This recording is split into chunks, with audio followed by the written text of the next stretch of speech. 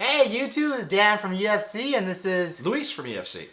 this is our first ever podcast, and we kind of talked a little bit about what our free flow discussion is going to be based on for our podcast, and we realized that I think a hot topic amongst parents and kids that we first work with is this idea of EF coaching and video games and how to get kids to moderate the video games. Um, and I always tell parents that the goal is not to take the games away or tell them to play less or whatever, but the goal is to teach them the idea of moderation because gaming, much like everything else that brings us pleasure in life, should be taken in moderation. So I'm gonna let Luis kind of like jump in on it. Like, what do you think about this idea of video games taking over the world and consuming our kids and causing them to become zombies and etc.? Well, I think the first thing to remember is that every generation is worried about their kids getting too involved in the new technology that they didn't grow up with. Kids are growing up with cell phones, and video games. I didn't, you didn't, maybe. So you get a little nervous seeing kids do this thing, but these things, screens, are a natural part of their environment. So we have to adapt to that notion that that's the world that they live in, that we live in. So I think that's the first thing to remember. I'm very sure that at some point there was a guy in a cave saying, "Me think boy spend too much time by fire."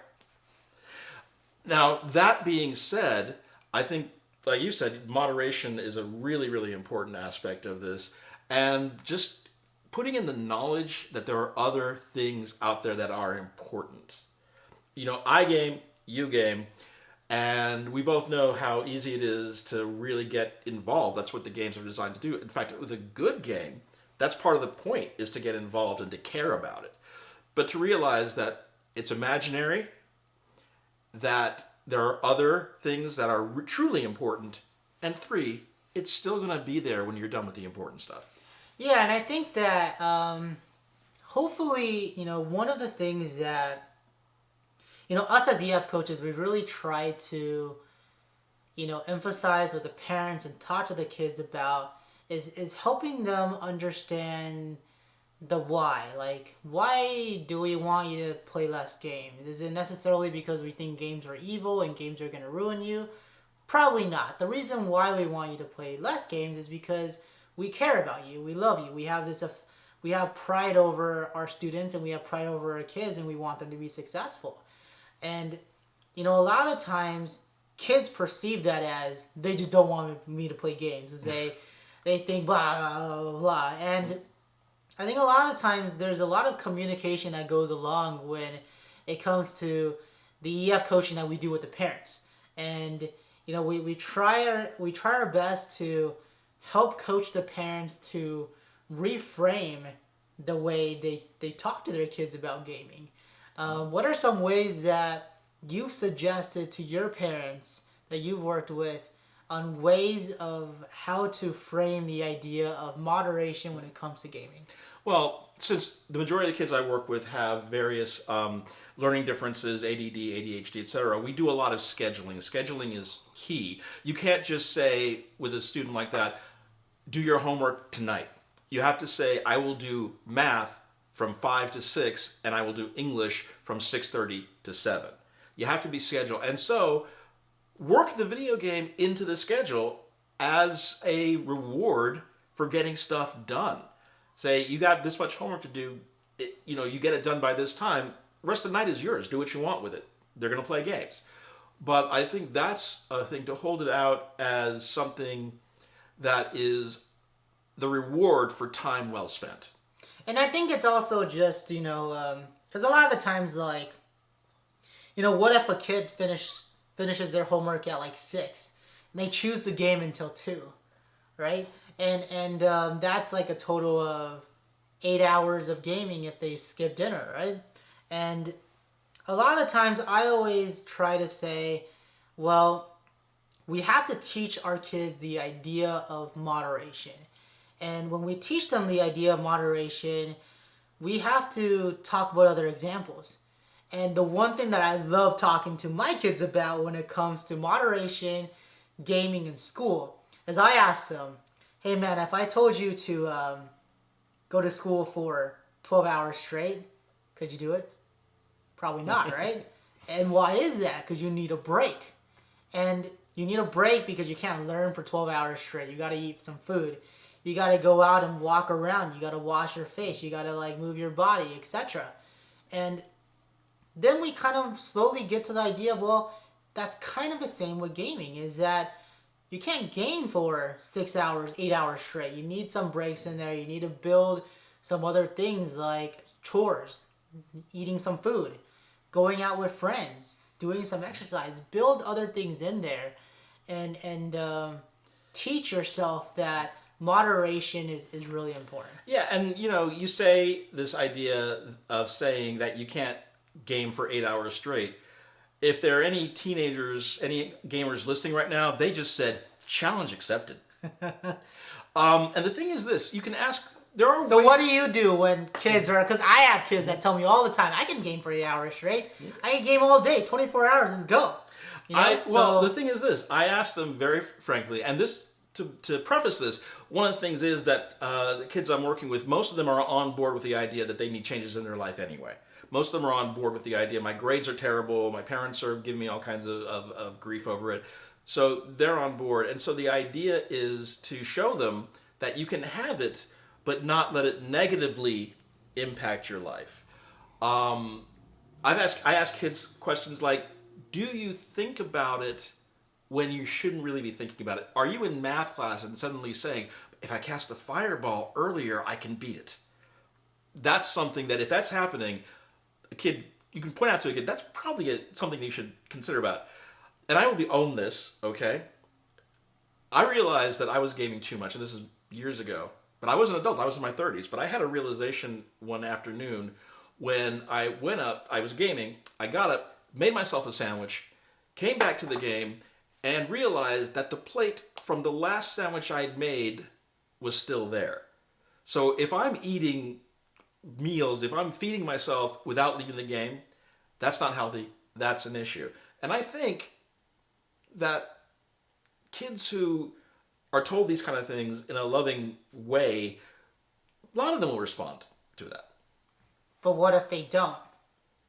What if they don't? Well, that's kind of the trick, isn't it? And there is no single answer to that, because kids are going to want to do this, and these games are hypnotic. Then, unfortunately, you gotta be a parent, I think, at that point. Exactly, and I think that a lot of the times we got to think of gaming or the moderation of gaming in terms of structure as well, right? We want to think about, okay, so what are some of the incentives and some of the rewards and structures that we can put in place for our kids and teach them to put in place for themselves, right? Because the ultimate goal is that we don't want them going off to college, and we don't want, to spend 30 grand a year or 40 or 50 grand a year for them to stay in their dorm and game all day. So we want to teach them that moderation, and a lot of the times they might be really resistant. A lot of my students, sometimes they come to me and they say, hey man, like, I just don't like school. I don't see the point of school. I don't see why I need to go to school. Gaming is much better for me. I'm going to become a YouTube influencer. I want to be a Twitcher. I'm going to game for a living. I'm going to be the champion on Fortnite or whatever it is, right? And I oftentimes have a reality check with them, and I realistically say, well, in order to do that, because I know the industry really well, in order to do that, these are the steps. Do you think it's realistic for you to make sure that you edit your videos every night for like 3-4 hours? Is that something you want to do? Because if you want to become a YouTuber, that's what you got to do. If you want to become a Twitcher, are you able to make sure you stream every day at a certain time so that your followers can come to your stream every single day at a certain time? And can you make sure you plug your merchants? Can you make sure you get sponsors? Because a lot of the money that comes from gaming doesn't actually come from gaming. It comes from people that are supporting the gaming. And I think one of the things that about esports that young people have not really gotten yet is that you can debate whether or not it's a sport, but one thing is the same as professional sports in that a tiny, tiny, tiny, tiny fraction of the people who aspire to be professional athletes actually become professional athletes. And even then, the ones that do, most of them are not Kobe Bryant. Most of them are not LeBron. So that is a good wake-up call as well. Just, going through the steps and all that is great, but also just saying that what's your backup to this? Do you have But any I idea? think that when we have that conversation, it's got to come from a place of love. Yeah. It can't come from a place of I'm gonna lecture the crap out of you, and you're gonna listen to me, and you're gonna change your life. It has to come from a place of love. We have to kind of come to our kids and say that this is how the industry is. Do you think that that's what you really want to do? And I think similar to that, one thing similar to that is avoid the when I was your age.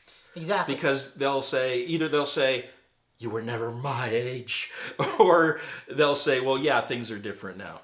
So I think it's really important to come as current, I guess, as possible. And also know what your kids are playing. Be able to tell them something about the game, just so that they don't think that you are coming from a completely clueless place. Exactly, and I think that once, if there's students, and we have them all the time, where they're just like, I hate school, etc. I don't see a point to it. Even after they learn how to structure everything, they still lack a lot of that motivation, and we have to have that real conversation about gaming. After we have that conversation, we are either hoping, okay, well, if you really want to pursue this, this is the steps we need to put in place. If you don't and you want to keep this as a hobby, then this is how hobbies look like. Hobbies are just hobbies that you set aside a moderate amount of time each day or each week to do for fun, but that doesn't take over your life, and you have to put other things in as a priority in life. And coming from a place of love and coming from a place of compassion, understanding of where your students are coming from, helps them understand that you understand that they really enjoy this, and that you're not trying to take it away from them. You're just teaching them how to do what they love while maintaining the rest of their lives. Yeah, and that is, but the thing is this, as I said before, games are designed to suck you in and keep you there. That's what they are supposed to do. So it is such a priority to make sure that your student knows the rest of the world is equally important. That the world that your mom and dad live in is just as the one as your dark elf rogue mage lives in. Exactly, right? And I think that when kids are growing up and we're doing the EF coaching, there's a lot of different other strategies that we can implement, right? There's timers that we can set. There's, look at the clock. If you're about to start another game and you can't finish it in time, don't start that game. If you reach a new level, then that's it, right? I think a lot of the times when I was a student, I played a lot of RPGs. So that's role-playing games for people who are not familiar. Yeah, for all you gunners out there, whatever. Gunner games are different. We'll maybe have to do a appendix or something on that. But I played a lot of RPGs. So whenever my characters reached a certain level, like I would every day when I game, or every other day when I game, I would say, okay, once my player reaches the next level, I'm done. Or after I build the hut, I'm done. Or after I win the Blitzball game, for all you Final Fantasy guys out there, I'm done, right? And that's also one of the things that we teach in EF coaching, is setting goals that are realistic to your schedule, realistic to your abilities, and then moving on, shifting from that goal afterwards, and having enough impulse control to control yourself to actually shift. But what is the answer if that particular goal that you've set for yourself becomes particularly difficult, and becomes more difficult than anything that you've done before? Again, part of what I think games are designed to do. So how do you convince them that, okay, I know we said seventh level you would stop and take a break and have dinner, but you've been trying to get to seventh level for 2 days now. Yeah, of course. And again, that's where, realistic comes in, right? So like if you feel like you've been trying to get to, dungeon level 5 this whole day or whatever, and you just can't beat it, you gotta call quits, and you have to. That's why you either set you most of the time you set a goal along with a time allocation, and one of the things hit first, right? Either you finish a game of Counter Strike, or your hour limit reaches. But a lot of the times it's just helping your kids keep accountable to those goals, and then giving them other options that they might enjoy outside of that. And I think one of the things is that, like, our kids might enjoy filming, our kids might enjoy soccer, baseball, tennis, etc. But for some of the kids, they don't have that advocacy skill just to get up and go play soccer, go play tennis, go play, football, baseball, etc. And the reason why that is because gaming is a better hobby for them than it is baseball or tennis or etc. And the way that we help moderate that is we either have an EF coach help them schedule in tennis, baseball, etc. into their schedule, or you as a parent helps them schedule that into their schedule, so that it's kind of fixed, the fixed commitment. They have people that are depending on them to show up. So if they don't show up to play, then they're letting them down as well. That's actually a great point that I wanted to touch on. Was there's a difference between the games that you play on your own solo and the games where you go into a server and you're playing with a lot of other people, real people who are either competing against you or you're teamed up with. And for a lot of kids now, especially in the pandemic, and I'm sure the post-pandemic age, that's a primary area of socialization. And so you don't want to tell your student, you cannot go see your friends. And online, those people, a lot of them are real friends. Now, it also demands some monitoring because that environment can also be pretty toxic. And you can figure that out, though, I think, by just sitting or just listening to what your child is doing and what your child is saying. If your child is saying things that you don't want them to say, that you wouldn't agree with, expressing opinions that you think are not cool, rage quitting, where they get so emotionally tied in the game that they start throwing controllers when they lose. These are things that you should be listening for, because while gaming itself is not a toxic thing, it's not a bad thing, it is an open environment, and so you've got to listen and pay attention to what's going on and be aware and talk to your kids about the things that they're doing that are just not acceptable. Yeah, so I think you're diving a little bit into parenting, but let's kind of wrap this up and kind of summarize, right? So I think that, we'll probably talk more about this subject later on in the future as well, but I think that, the takeaway when it comes to gaming is that, over a period of time, may that be a few months, a year, 2 years, their entirety of their childhood, etc. When it comes to gaming, we want to teach moderation, and we want to help our kids identify that this is just a part of their life, not the entirety of their life, and to moderate part of their life with other parts of their life, and helping them kind of see the importance of that later on in the future, etc. And we want to do it in a way that isn't, lecturing, etc. When it comes from a place of love and come from a place of understanding. It's very important to have an EF coach kind of help you structure that conversation, help your kids structure their schedule, so that they can see and visualize like everything that is a part of their lives and the importance of maintaining every part of their life. So that's kind of my wrap up and gist. Do you have anything you want to add? Well, one thing we talked about when we were prepping for this that we didn't bring up that I think is important is the notion that the game will be there. Yeah. You can save the game, you can pause the game. There are so many things that you can do. And there is a certain logic to saying, that game is always going to be there. So you can always go back to it. But also, that F you got on the Spanish test is always going to be there, and you can't fix that. You can only try to do better, but that's going to be there forever. You can go back to the game. Right?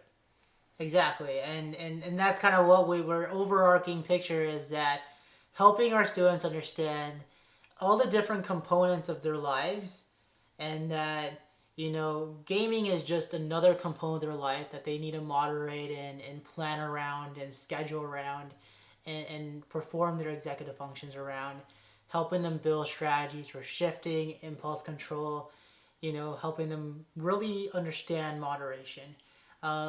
So I think that's the gist for this first podcast. I hope that it wasn't too much of a rant from us. Or preachy, not too preachy. Well, hopefully it brought some insights. If it did, please smash that like button, subscribe to our channel. More podcasts coming soon. And if you did like it, go ahead and share it with your friends, families, etc. If you have any questions, leave some comments or give us an email. All right, talk to you guys soon. Bye-bye.